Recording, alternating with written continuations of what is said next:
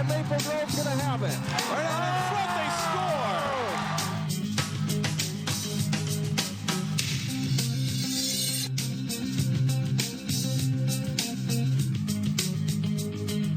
Hi there and welcome to Sports Jam. I'm John Jacobson. I'm Jay Wilcox. This week on the program, action from a true team section track meet in Plymouth. We'll meet a high-scoring lacrosse player on the Osseo-Park Center boys team, and we'll talk girls lacrosse with the Maple Grove Crimson. Let's get started with softball. Osseo and Maple Grove renewed their rivalry in their annual night game meeting at Maple Grove Middle School on a Cancer Charities fundraiser night. In the top of the first inning, April Jacobs rips a hit to the gap to bring Andrea Denslake home for a 1-0 Orioles lead. Top of the second, Bailey DeBoer launches a solo home run for Osseo, and it's 3-0. In the bottom of the third, Maple Grove gets back-to-back run-scoring hits. Emma Schifferle drives in Marie Palinch. It's an RBI double for Schifferle. Then Aaron Roll drops in a hit. Schifferle hustles home on the play, cutting Osseo's lead to 3-2. Bottom of the sixth, the Crimson add the equalizer. Roll doubles to the gap, scoring Schifferle, and it's a 3-3 game. Osseo takes the lead back in the top of the seventh on a Maple Grove error, and then Lane Ruska's hit down the line plates Jacobs for a 5-3 Orioles lead. But the Crimson tied again in the bottom of the seventh. Eleanor Schuette's hit is misplayed by the outfielder, allowing Amanda Tyler to score. Schuette later scores on a pass ball to force extra innings. Now it stays 5-5 until the bottom of the 13th when Schuette comes home on the Osseo error, and Maple Grove wins this Arctic Marathon. 6-5 is the final.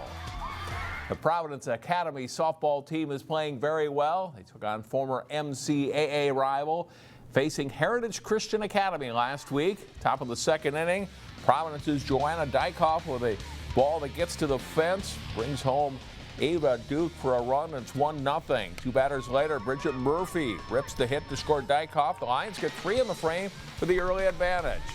Top of the fourth inning, Leah Barron drops in a 2-out base hit. Anna Laughery and Claire Hillen scored. 5-0 Lions. Fifth inning, Grace Noble with a fly ball to the opposite field brings home another run, and Providence leads at 6-0. The Eagles will come back in the bottom of the fifth, bases loaded. Morgan Meisner's hit misplayed by the outfielder, and all three runners score here on the play, and Providence lead is cut to 6-4. The Lions hold on to win it 7-5. They run their winning streak to 11 games with the win. The Champlain Park softball team is in the middle of a good stretch, but they had a tough game when they faced District 11 rival Blaine. Blaine gets on the board as Taylor Bross grounds a hit up the middle. Mary Pardo scores to make it 1-0 Bengals in the top of the first. Watch a strange play here. Amelia Luckow lifts a foul fly ball to left. Laura Klepner makes the catch. Lead runner Ramsey Perrin is caught in a rundown. Then the throw to third is dropped, but Hallie Blaska still is able to tag Ross out, and Parent is ruled out of the baseline. She's out too. It's a triple play. In the second, Blaine's Maddie Peterson connects, launching it over the fence in center. A solo blast, and it's 2-0 Bengals. Champlain Park responds as Blaska delivers a hit to right.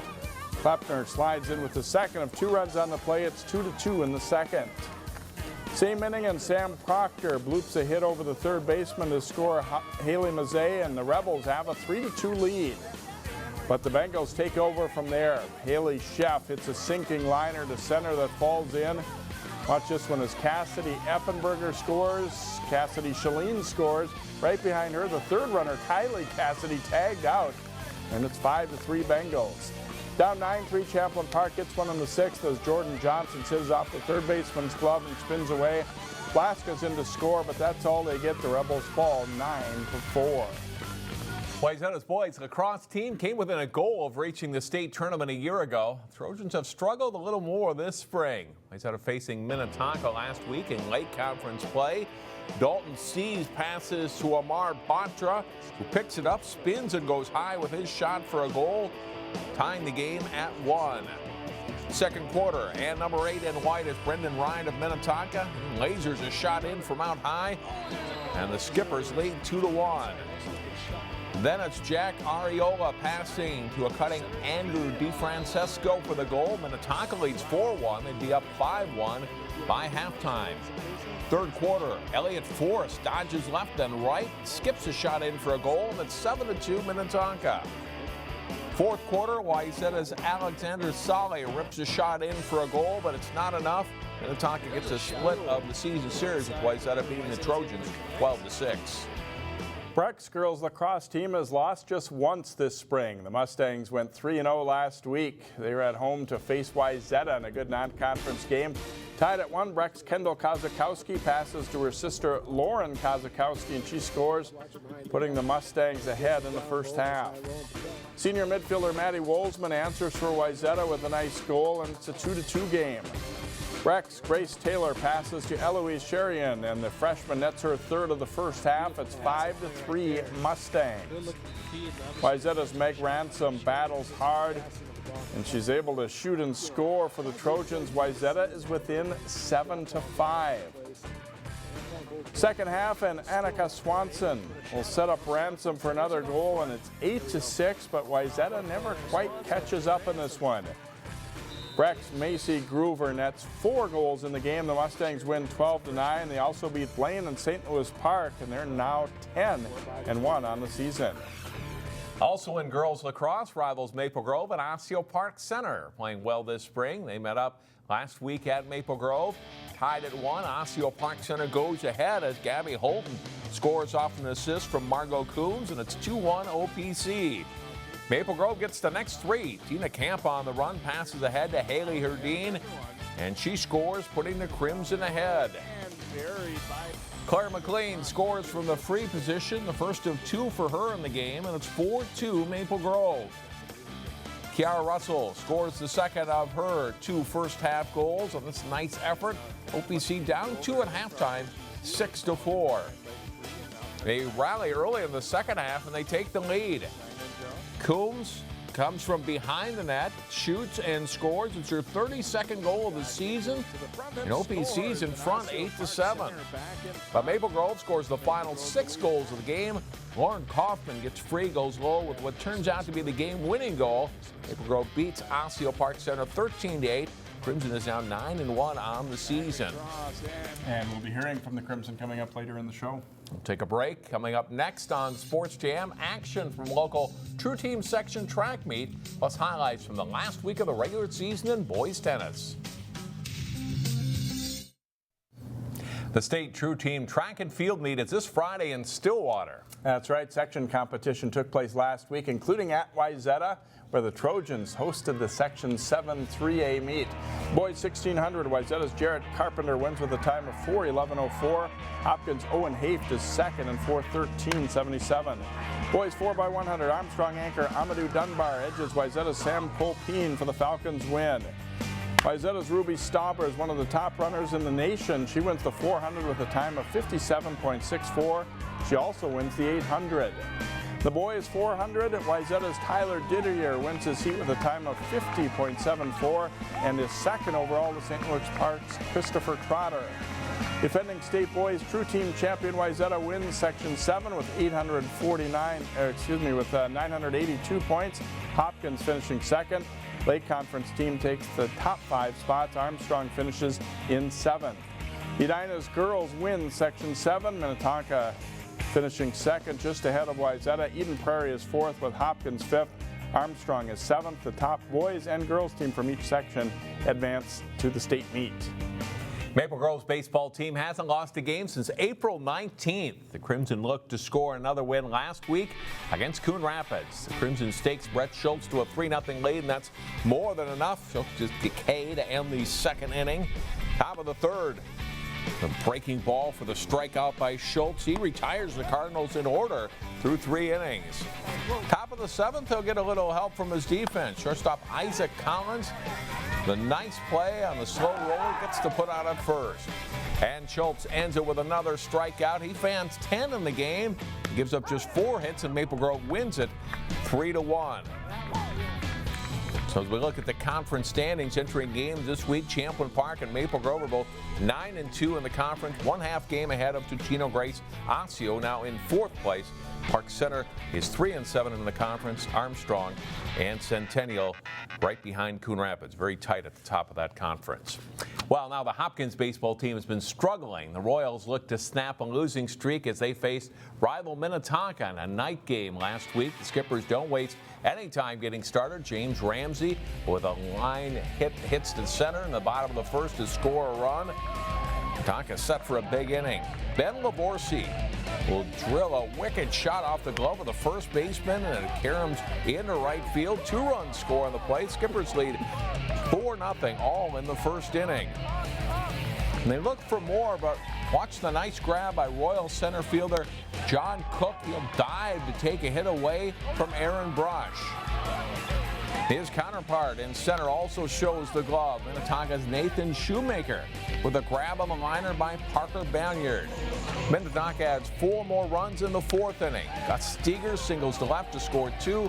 The Skippers go on to beat the Royals. 8-0 is the final. The Section Boys tennis playoffs get underway later this week. In Lake Conference, Wayzata bounced back from some recent losses with a couple of league wins. The Trojans paying a visit to Hopkins for this matchup. Number 1 doubles, Alex Schilling serves for Wayzata. His partner Jack Willis puts it away for the Trojans.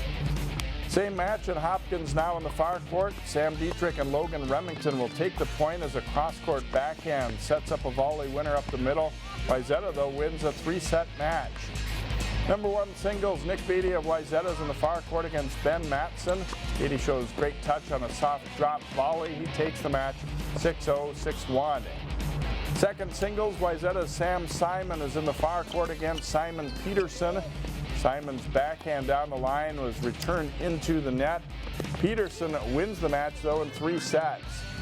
Number 2 doubles and Hopkins duo of Ari Siegel and Jacob Goldfarb take the point, cutting off the Wayzata return, but Wayzata's Dennis Kornberg and Danny Stevenson prevail. At third singles, Wayzata's Jake Mendel in the far court against Andy Weisman, a great back and forth point. Mendel wins it, he wins the match 7-6, 6-3, and Wayzata beats Hopkins 6-1. Also in tennis, Armstrong hosting Orono. Connor Olson serves for Orono to Nikita Snezko in the number 1 singles match. Snezko fires a forehand winner to take the point. He wins 6-2, 6-3. Second singles, and Joe Lipovitz in the near court for Armstrong against John Kasner. Lipovitz gets to the ball down the line and then hits a nice passing shot for the point. He prevails 6-3, 6-1. There we go, Joe. There we but go. It's mostly Spartans from there. Third singles, Kate Pfeiffer serving for Orono to Matthew Jager. Pfeiffer fights off the deep shot and then delivers a nice cross-court forehand on his way to a win. To first doubles, Ben Phelps the serve and Tucker Gilbertson the smash for Orono. They win 6-2, 6-2 over True Landis and Tristan Kekkonen. The Spartans win at second and third doubles as well, and they beat the Falcons 5-2. And John, kind of hard to believe, but team sections already right here on us after that regular season. Spring season goes in a hurry, doesn't it? It does. Tennis, the first one to start in the postseason. Next up in our Sports Jam Spotlight, meet a lacrosse scoring machine for Osseo-Park Center's boys team. He is one of the top lacrosse goal scorers in the state. In this week's Sports Jam Spotlight, we meet Osseo High School senior Boone Almquist, who is putting the wraps on a great prep career. It is the 5th year of Boone Almquist's varsity lacrosse career for Osseo-Park Center.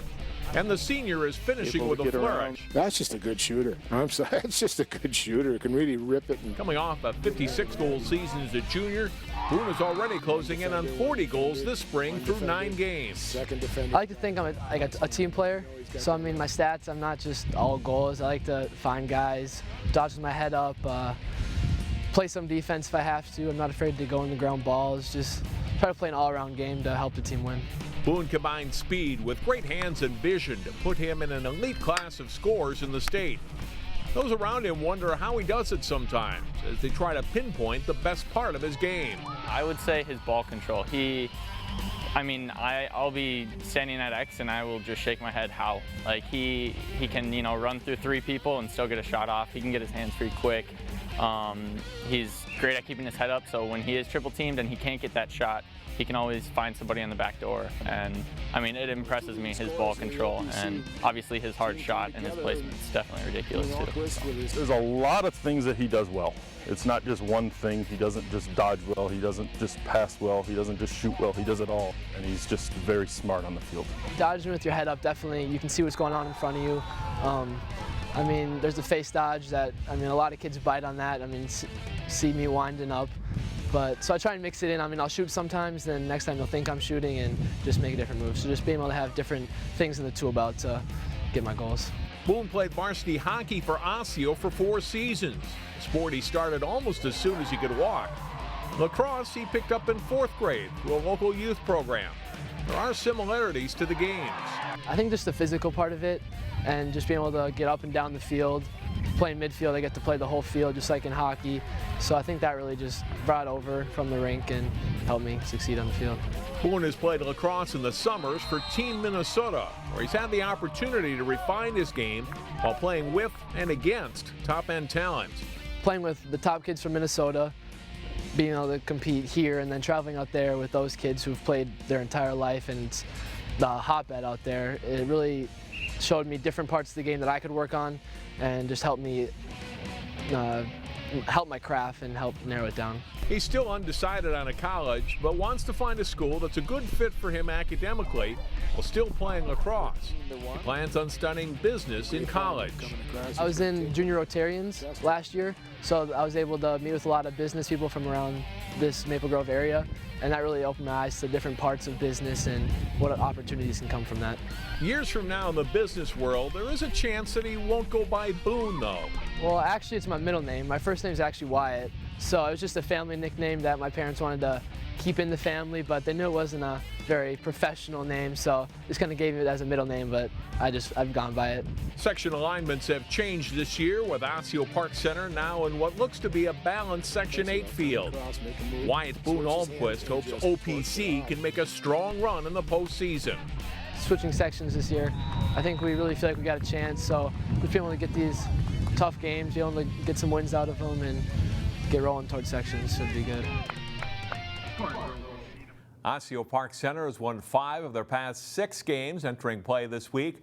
Almquist leads OPC in scoring with 36 goals and 22 assists. Jay talks lacrosse with the Maple Grove girls next. Welcome back to Sports Jam. A tremendous season so far for the Maple Grove girls lacrosse team, and they get a big victory over Osseo-Park Center. We're joined by 3 of the players, starting with Haley Herdine. And obviously this is a big matchup. You know, how fun was it tonight to go out and take it to Osseo-Park Center? It's a lot of fun, especially playing with them and stuff, and we've all kind of grown up playing against them, which is kind of cool to beat them finally, because we've been trying to do that for the past couple of years. So we really came together as a team, and it was a lot of fun. Obviously, it's always a fun matchup, but it also is extra special when both teams are really good, like this year too, isn't it? Does that even make it better? Yeah, for sure. It's just a lot more intense, and I don't know, close games are really fun to play in, and I just think our team did really good today. They came out real strong to begin the second half and briefly took the lead, but what changed or what made it, you know, a good win for the Crimson down the stretch? I think Coco for sure held us in there, and our attack did good, and we just scored more goals in our defense. We had good transitions, but I think Coco really helped us there.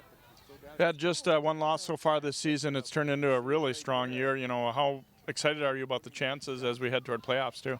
Really excited. I think we have a really good chance of going to state, and that's always our team goal this year.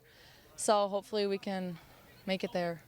Haley, thanks for joining us, and good luck the rest of the way. Thank you. And Lauren Kaufman, a big night for you against Osseo-Park Center. Did you guys stay confident even when they kind of made that little run to begin the second half? Oh yeah, I think what helped us is once we get our momentum going, we don't stop, we just keep going. So that's what we did when we knew that it was really getting close there.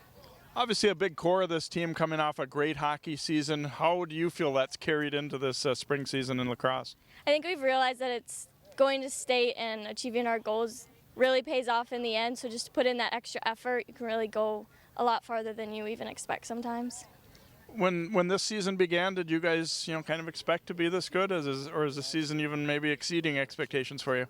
Yeah, I think so. I know that we had to make a lot of changes and sometimes in in both offense and attack. We've done a lot of things that we've done last year and added a lot of stuff. So I think we were confident coming in and are surprised at how well the things we've been practicing have gone for us. Spring season always feels like it flies by, and we're really not that far from playoff time. You know, what are you guys going to work on the most to be ready to really succeed at sections? I think we are just going to try and play the way we play because, like I said before, once we get going and know what we can do, really stopping us is difficult. So I think just playing together and keep on going like we know how to do will be our best shot at moving forward. All right, congrats on the win tonight, and have fun the rest of the way. Thank you. And Coco Francis, it isn't that often in lacrosse that you really talk about goalies making all these huge saves, but you had some against Osseo-Park Center. You know, were you feeling really on your game? Yeah, my defense was helping me out a lot, getting them to have their shots a little bit off to the side so it's easier for me. So my defense was helping out a lot today. Obviously, this is a big rivalry, and is it an extra special one to get a win against them, too? Yeah, it's awesome. We grew up, most of us played together with the Osseo Maple Grove, but once it's split up, the rivalry just builds, and it's awesome to play them.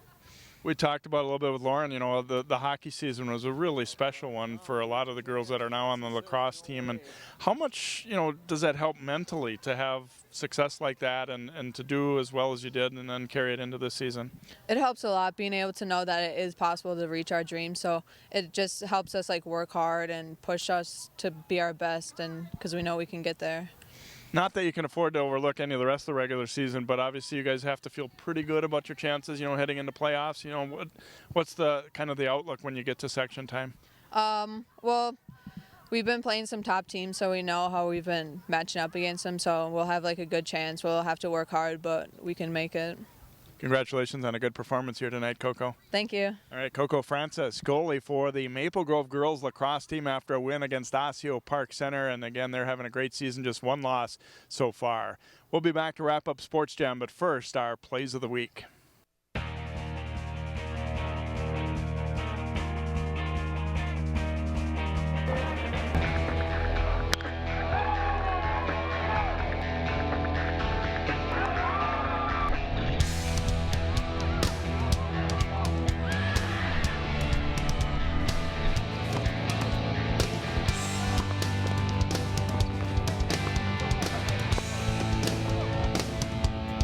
Beautiful feed in the middle and a good looking goal right there.